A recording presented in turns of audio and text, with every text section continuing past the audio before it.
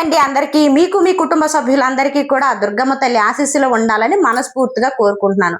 అయితే ఈ రోజు మనం చెప్పుకోబోయే పరిహారంలోకి వెళ్ళబోయే ముందు నా వీడియో కనుక మీకు నచ్చినట్టయితే ప్లీజ్ లైక్ చేయండి, షేర్ చేయండి, సబ్స్క్రైబ్ చేయండి. అయితే ఈ రోజు చెప్పుకోబోయే పరిహారం ఏంటంటే, మనం ఎక్కడికైనా ఏదైనా పని మీద వెళ్ళాం, చాలా అర్జెంట్ పని, మనకి మనీ పని అయ్యి ఉండొచ్చు, లేదంటే ఏ పెళ్లి సంబంధానికి అయ్యి ఉండొచ్చు, లేదంటే ఏ ప్రేమ గురించో చెప్పడానికి అయ్యి ఉండొచ్చు. కానీ అవతల వైపు మనిషి మనం అవాయిడ్ చేయడం, లేదంటే ఆ పనిని పోస్ట్‌పోన్ చేయడం, తర్వాత చేస్తాం, నెక్స్ట్ వీక్ రండి, తర్వాత రండి అని చెప్పేసి ఇటువంటివి మనకి బుర్ర పాడు చేసే మాటలు ఆడేసి మనం పంపించేస్తుంటారు. వెళ్ళిన తర్వాత ఎంతో ఆశపడి ఆ పని అవుతుందని చెప్పి మనం వెళ్తాం. కానీ వెళ్ళిన తర్వాత ఆ పనిని పోస్ట్‌పోన్ చేసేస్తుంటారు అవతల వ్యక్తి. ఆ పని అవ్వలేనప్పుడు చాలా నిరుత్సాహపడి మనం వస్తూ ఉంటాం. అబ్బా! ఎళ్ళాం కానీ ఈ పని అవ్వలేదురా దేవుడా అని చెప్పి. అయితే అటువంటి దానికి ఇది గొప్ప పరిహారం అండి. అటువంటివన్నీ ఆ పనులకి మనం వెళ్తున్నప్పుడు ఆ పనులన్నీ అడ్డంకాలు తొలగిపోయి, మనం మాటాడే మాటల్లో ఆ తల్లి శక్తి వచ్చి మన పనులన్నీ చకచకా జరిపించే పరిహారం చాలా గొప్ప పరిహారం. సాక్షాత్తు నేను చేసిన పరిహారం, నాకు ఫలితం కనిపించిన పరిహారం ఇది. అయితే దీనికి మనం ఏం చేయాలి అనేసి అంటేనండి, ప్రతిరోజు రాహుకాలం వస్తూ ఉంటది మనకి. ఒక్కో రోజు ఒక్కో సమయంలో రాహుకాలం వస్తూ ఉంటది. ఆ రాహుకాలంలో మీకు ఎవరైనా సరే ఈ వారం వెళ్ళారు, నెక్స్ట్ వారానికి పోస్ట్‌పోన్ చేశారు పని, లేదంటే నెక్స్ట్ మంత్‌కి చేశారు.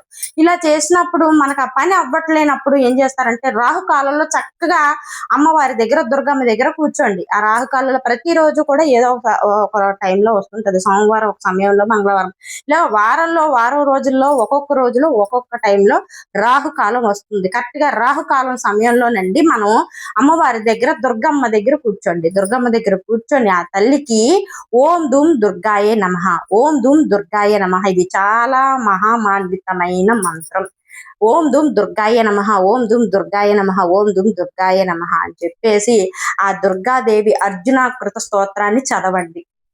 ఆ స్తోత్రాన్ని చదివిన తర్వాత ఈ మంత్రాన్ని రాహుకాలం ఉన్నంత వరకు కూడా మీరు జపించి, మీకు ఆ పని ఆటంకం అవుతుంది తల్లి, నాకు ఆ పని ఆటంకం అవుతుంది, ఆ ఆటంకంలోంచి ఆ పనిని తొలగించేసి ఆ పని నాకు సక్సెస్ అయ్యేలా చెయ్యమ్మా, ఆ పని నాకు విజయవంతం అయ్యేలా చెయ్యి తల్లి, నాకు ఎందుకు ఆపుతున్నారో నాకు తెలియట్లేదు, ఆ పని ఆగిపోవటం వల్ల నేను చాలా ఇబ్బంది పడుతున్నాను, ఇక మీదట ఆ పని చేసే బాధ్యత నీదే తల్లి అని చెప్పేసి ఆ అర్జునకృత స్తోత్రం, దుర్గా స్తోత్రం చదివిన తర్వాత ఓం దుమ్ దుర్గాయ నమః అనే ఈ జపాన్ని మీకు వీలైనంత వరకు, రాహుకాలం ఉన్నంత సేపు కూడా వీలైనంత ఎక్కువ సార్లు చెయ్యండి.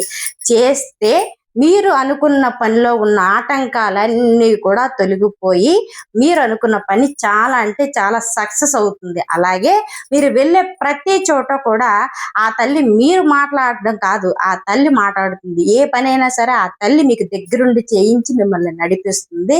ఇది 100కి 100% నిజం. మీ పనులు ఆగిపోయినప్పుడు రాహుకాలంలో అమ్మవారికి, దుర్గాదేవికి ఆ స్తోత్రాన్ని చదివి ఓం దుమ్ దుర్గాయ నమః అనే ఆ జపాన్ని మీకు చేతనైనంత వరకు ఎక్కువ సార్లు చేసి ఇలా నమస్కరించుకోండి. దేనికైనా సరే అమ్మవారి దగ్గర మనం ఏ పరిహారం చేసినా నమ్మకం అనేది చాలా ముఖ్యం. నమ్మకంతో నీదే భారం అని చెప్పేసి మనం పెట్టాము అంటే ఆవిడే చూసుకుంటది. భుజాల మీద వేసుకుని అంత భారం ఆవిడే మోస్తుంది. నమ్మకంతో ఈ పరిహారం చేసి ఆ తల్లికి చెప్పుకోండి, తల్లి నాకు ఇలా అవుతుంది, నాకు ఆ పని సక్సెస్ అయ్యేలా చెయ్యి తల్లి అని చెప్పేసి మీరు మనస్ఫూర్తిగా తల్లికి దండం పెట్టుకుని పరిహారం చెయ్యండి. మీకు అనుకున్న పనులన్నీ కూడా సక్సెస్ అవుతాయి. అలాగే నా ఈ వీడియో కనుక మీకు నచ్చినట్టయితే ప్లీజ్ లైక్ చేయండి, షేర్ చేయండి, సబ్స్క్రైబ్ చేయండి, సపోర్ట్ చేయండి.